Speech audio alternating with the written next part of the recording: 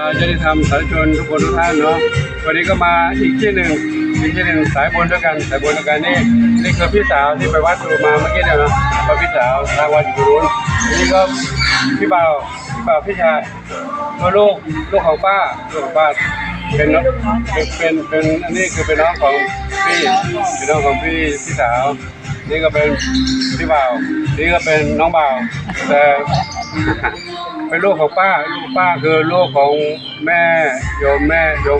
อะไรโยมแม่ของครูเป็นน้องแม่ของพี่สาวทั้งสองท่านที่นี่ก็เป็นนักบุญสร้างวัดที่เป็นสถานปฏิบัติธรรมสำหรับศรัทธาชนที่เข้ามาปฏิบัติธรรมนะเดี๋ยวจะให้ดูบรรยากาศภายในได้มีคณะศรัทธาเข้ามาเยอะแยะมากมายครับตอนนี้ก็กำลังต่อเติมปรับปรุงให้กว้างขวางขึ้นเพื่อต้อนรับศรัทธาสาธุชนที่จะเข้ามานะนี่ทีมช่างมาครับวันมุงหลังคาโครงเหล็กมั่นคงถาวรแน่นหนาเพื่อไปที่พักเยอะแยะรถราต่างๆไว้บริการ มากมายครับขณะนี้คือด้านภายในอาคารปฏิบัติธรรมเข้ามากราบพระกันตรงนี้เนาะกราบพระตรงนี้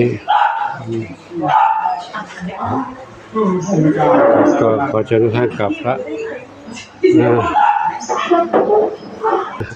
อันนี้คือเขาเรียกเป็นหลานสาวน้องสาวเนาะ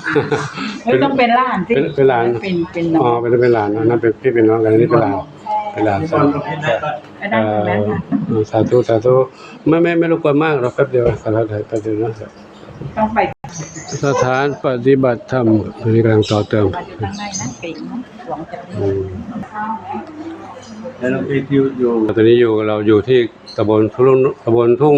ตำบลหนองกระทุ่มอำเภอกำแพงแสนนครปฐมเนาะครับแต่ก่อนบ้านเกิดมานอนก็หลวงปู่ก็เป็นคนที่นี่แหละคนแถว